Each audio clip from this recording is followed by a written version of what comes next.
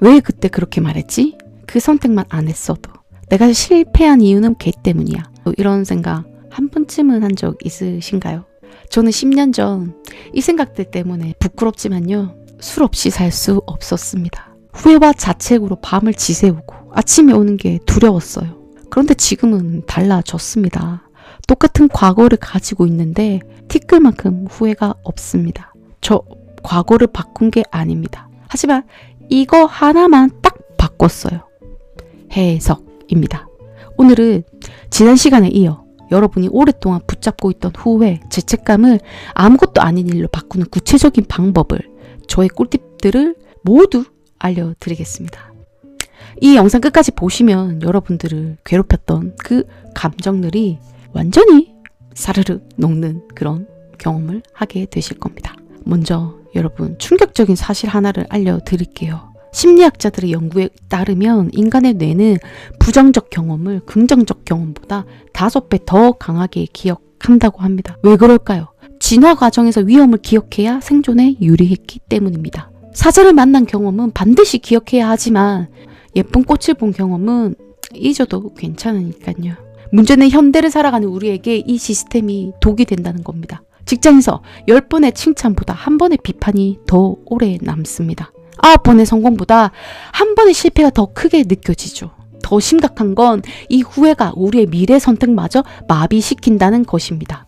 또 실패하면 어떡하지? 하는 두려움에 새로운 시도를 못하게 되는 거죠.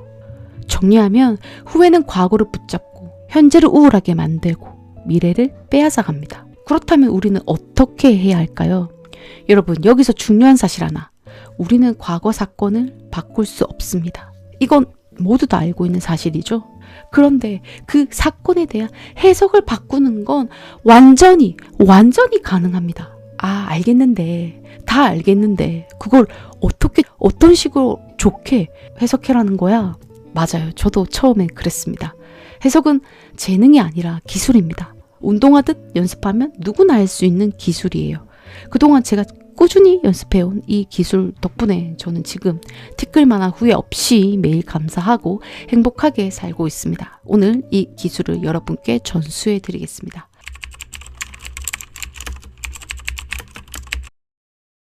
실전 1단계, 사실과 해석 분리하기. 자, 상황 하나 상상해 볼게요. 오늘은 승진 발표가 나는 날입니다. 주변 동료들이 말합니다. 승진하면 한턱 쏘세요. 여러분도 자신감이 있었죠. 그런데 게시판을 보니 승진 명단에 당신 이름이 없습니다. 대신 옆자리 동료의 이름이 보이네요. 이 순간 여러분의 머릿속에는 무슨 일이 일어날까요? 보통은 이렇게 됩니다. 나는 무능해. 그는 나보다 더 능력 있고 가치 있는 사람이다. 내 인생은 이제 실패야. 잠깐 여기서 멈춰야 합니다. 이제 이 상황을 둘로 나눠 보세요. 변하지 않는 사실은 무엇인가? 여기서는 나는 승진에 떨어졌다와 내 동료는 승진했다. 이 사실이 있습니다. 끝입니다. 이게 끝이에요. 그렇다면 해석은 무엇일까요? 그는 나보다 낫다. 나는 무능하다. 내 인생은 실패다. 이것들은 너무나도 해석이죠. 사실은 중립적이지만 해석은 내가 만든, 내가 붙인 이야기입니다. 여러분이 겪은 후회스러운 일 하나를 지금 떠올려 보세요. 그리고 이렇게 질문하세요. 이 사건에 변하지 않는 사실은 무엇인가? 이건 사실인가? 아니면 내가 붙인 감정인가? 이 질문 하나만으로도 감정의 80%가 정리됩니다. 실제로 해보시면 놀라실 거예요. 사실이 아니었네? 이제 이렇게 돼버리니까요. 실전 2단계, 3가지 가능성 열어두기. 여기 핵심이 있습니다. 핵심은 절대 정답 한 개가 아닙니다. 모든 사건에는 항상 여러 층의 스토리가 존재합니다. 아까 승진 실패 사례로 잠시만 다시 돌아가 볼게요. 이번엔 이렇게 생각해 보는 겁니다. 가능성 1, 타이밍의 문제일 수 있다. 상사가 단지 다른 스타일을 원했을 수 있어요. 그게 지금 당장의 조직 상황에 맞았을 뿐이죠. 가능성 2, 더 나은 자리가 따로 있다. 내 강점이 진짜로 빛나는 자리는 여기가 아닐 수 있습니다. 이 회사가 아닐 수도 있고요. 가능성 3, 인생 재설계의 신호다. 이 경험이 내 커리어 방향을 다시 생각하게 만드는 계기가 될 수 있습니다. 어쩌면 축복일 수도 있겠죠. 이렇게 가능성을 한 개가 아닌 세 개만 열어두면 뇌는 한 가지 해석에 집착하는 대신 유연성을 회복합니다. 신기한 게 뭔지 아세요? 가능성을 열어두는 순간 감정이 즉시 바뀝니다. 아, 그럴 수도 있겠구나 하는 순간 후회와 죄책감에서 자연스럽게 우리는 벗어날 수 있습니다. 여러분, 이거 꼭 한번 해보세요. 당장 떠오르는 후회 하나를 생각하고 그것에 대한 세 가지의 스토리 가능성을 적어보세요.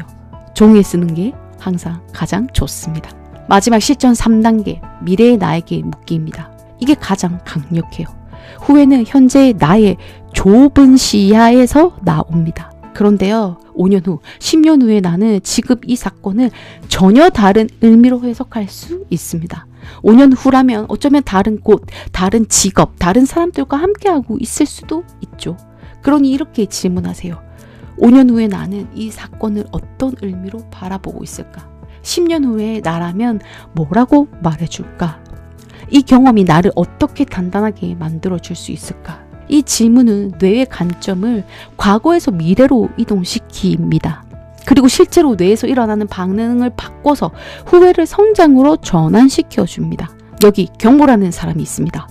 하는 일마다 실수하고 실패하고 중요한 순간마다 선택을 잘못했다고 생각했죠. 그런데 5년 후 이 사람이 자기 삶을 돌아보면서 이렇게 말했습니다.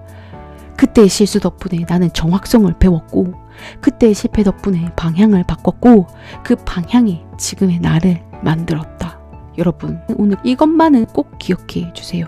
지금 일어나는 그 일의 의미는 지금의 시선이 아니라 미래의 시선에서 완성됩니다. 여러분이 지금 붙잡고 있는 그 후회, 엎어진 그 물, 주워 담을 수 없는 그 물, 미래의 나에게 물어보세요.